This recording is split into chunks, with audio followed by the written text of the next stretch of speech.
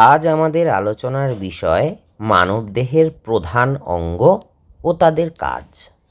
আলোচনার প্রথমেই আমরা একবার জীবদেহ গঠনের রূপরেখাটি লক্ষ্য করব। জীবদেহের প্রাথমিক একক হলো কোষ। সমধর্মী কোষগুলি নিয়ে গঠিত হয় কলা। একইভাবে সমধর্মী কলাগুলি একত্রিত হয়ে তৈরি করে অঙ্গ। এরকম অনেকগুলি অঙ্গ যখন একটি নির্দিষ্ট কাজের জন্য যুক্ত হয় তখন তৈরি হয় তন্ত্র, আর অনেকগুলি তন্ত্র নিয়ে তৈরি হয় দেহ। আজকের আলোচনার বিষয় অঙ্গ। তাহলে দেখলাম যে একটি নির্দিষ্ট কাজ সম্পন্ন করবার জন্য কতগুলি কলা একত্রিত হয়ে যে দেহাংশ সৃষ্টি করে তাকে বলা হয় অঙ্গ বা অর্গ্যান, যেমন হৃৎপিণ্ড, পাকস্থলী ইত্যাদি।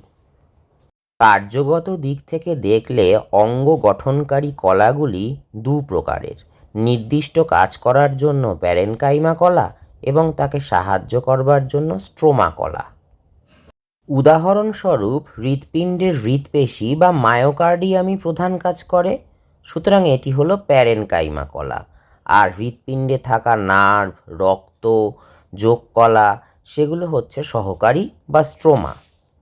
এবার আমরা মানবদেহের কতগুলি প্রধান অঙ্গের নাম এবং তাদের কাজ সম্পর্কে খুব সংক্ষেপে জেনে নেব। প্রথমেই জানব ত্বক সম্পর্কে, যেটা আমাদের সবথেকে বৃহত্তম অঙ্গ। আমরা সকলেই জানি যে দেহের আবরণ হিসাবে অবস্থান করে ত্বক, এবং এই ত্বক দেহকে শীত, তাপ এবং বাইরের বিভিন্ন আঘাত থেকে রক্ষা করে। এটাই হলো ত্বকের প্রধান কাজ। এছাড়া ত্বকের নিচে থাকা স্নায়ুগুলো বিভিন্ন ধরনের অনুভূতি যেমন স্পর্শ, চাপ ইত্যাদি গ্রহণে সাহায্য করে। এছাড়াও গুরুত্বপূর্ণভাবে ত্বক দিয়ে ঘামের মাধ্যমে যেমন রেচন পদার্থ নির্গত হয়, তেমনি ঘামের মধ্যে থাকা লবণ এবং লাইসোজাইম ব্যাকটেরিয়াকে ধ্বংস করতেও সাহায্য করে। এর পরবর্তী যে অঙ্গটি সম্পর্কে জানব তা হলো পাকস্থলী। পাকস্থলী হলো পৌষ্টিক তন্ত্রের একটি অংশ।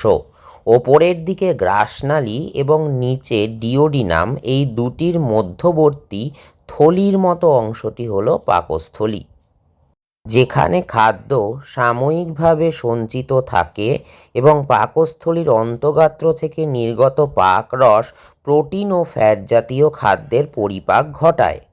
এছাড়া মনে রাখতে হবে পাকস্থলীর ভিতরের গায়ে অবস্থিত অক্সিনটিক কোষ থেকে লঘু HCl ক্ষরিত হয়, যা খাদ্য পরিপাকে এবং জীবাণু ধ্বংস করতে সাহায্য করে।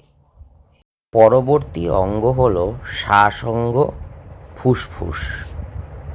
আমাদের বক্ষগহ্বরে দুপাশে দুটি ফুসফুস থাকে এবং সেটি প্লুরা নামক একটি আবরণ দিয়ে ঢাকা থাকে। শ্বাসনালী বা ট্রাকিয়া এসে দুভাগে বিভক্ত হয়ে দুটি ব্রঙ্কাস গঠন করে ফুসফুসের মধ্যে প্রবেশ করে এবং আরও শাখা প্রশাখায় বিভক্ত হয়ে ব্রঙ্কিওল তৈরি করে। ব্রঙ্কিওলের শেষ প্রান্তগুলি বায়ুথলি বা অ্যালভিওলাই গঠন করে, যেখানে অক্সিজেনপূর্ণ বায়ু সঞ্চিত থাকে এবং রক্তের মাধ্যমে অক্সিজেন ও কার্বন ডাই অক্সাইডের আদান প্রদান ঘটে।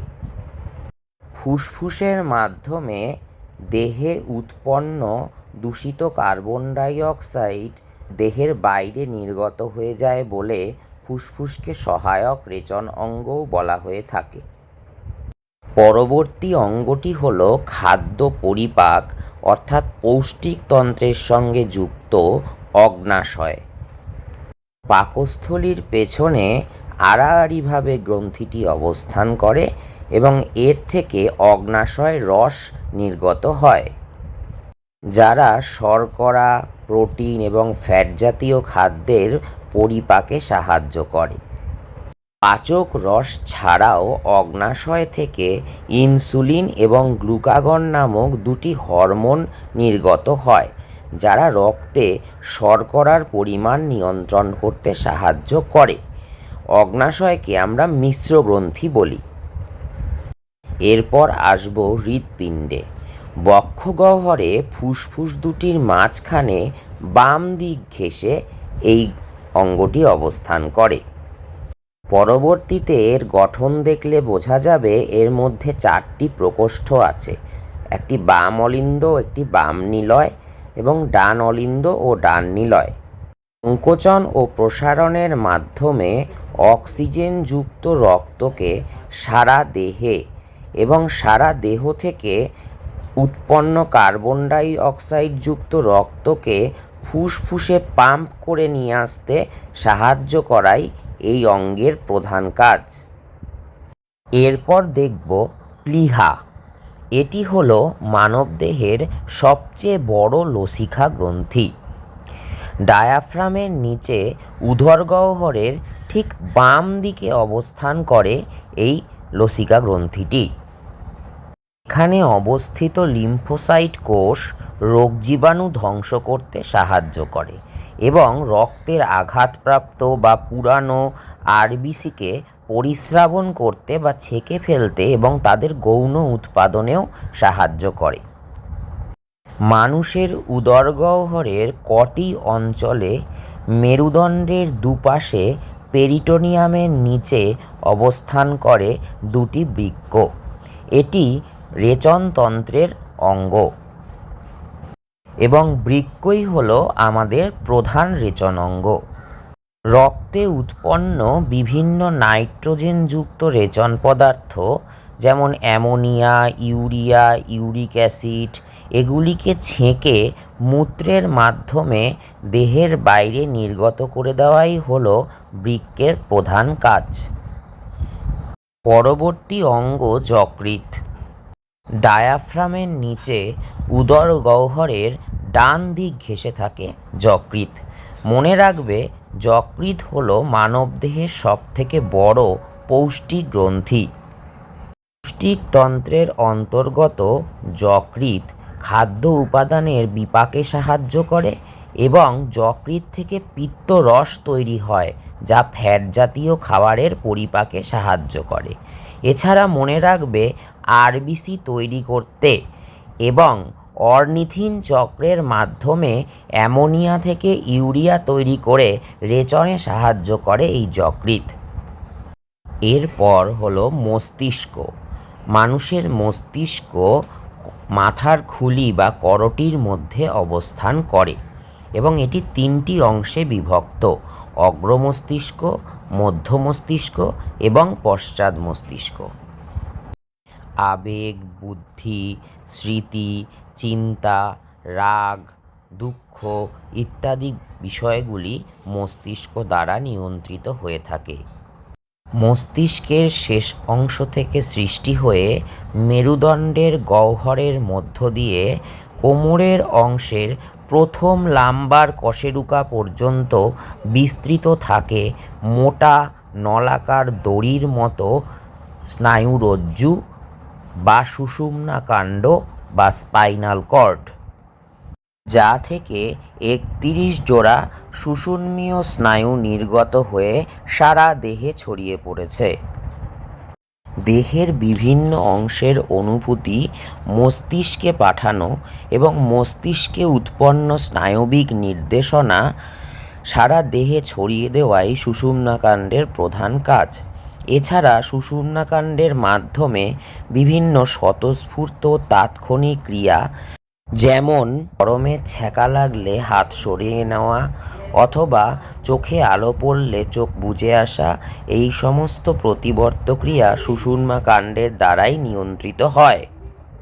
শুক্রাশয়। দেহগহ্বরের বাইরে অবস্থিত স্ক্রোটাম বা শুক্রথলির মধ্যে অবস্থান করে দুটি শুক্রাশয়। শুক্রাণু উৎপাদনের মাধ্যমে প্রজননে সাহায্য করাই শুক্রাশয়ের প্রধান কাজ। আসলে শুক্রাশয়ে অবস্থিত সেমিনিফেরাস নালিকা থেকেই শুক্রাণু তৈরি হয় এবং শুক্রাশয়ে অবস্থিত লেডিগের আন্তর্কোষ থেকে টেস্টোস্টেরন হরমোন তৈরি হয়, যা পুরুষ দেহে যৌনাঙ্গের বৃদ্ধি এবং পুরুষসুলভ চেহারা ও মানবিক বৈশিষ্ট্যের বিকাশ ঘটায়। সব শেষে আমরা জানব স্ত্রী জননাঙ্গ বা ডিম্বাশয় সম্পর্কে। স্ত্রীদেহে শ্রোণী গহ্বরে জরায়ুর দুপাশে অবস্থান করে ডিম্বাশয় দুটি। উজেনেসিস পদ্ধতিতে স্ত্রী গ্যামেট বা ডিম্বাণু উৎপাদন করাই ডিম্বাশয়ের প্রধান কাজ। এছাড়া ডিম্বাশয় থেকে দুই ধরনের হরমোন যথা ইস্ট্রোজেন এবং প্রোজেস্টেরন নির্গত হয়। ইস্ট্রোজেন যৌনাঙ্গের বৃদ্ধি এবং নারীসুলভ দেহ ও মনের বিকাশ ঘটাতে এবং প্রোজেস্টেরন মাতৃদেহে গর্ভাবস্থা বজায় রাখতে সাহায্য করে।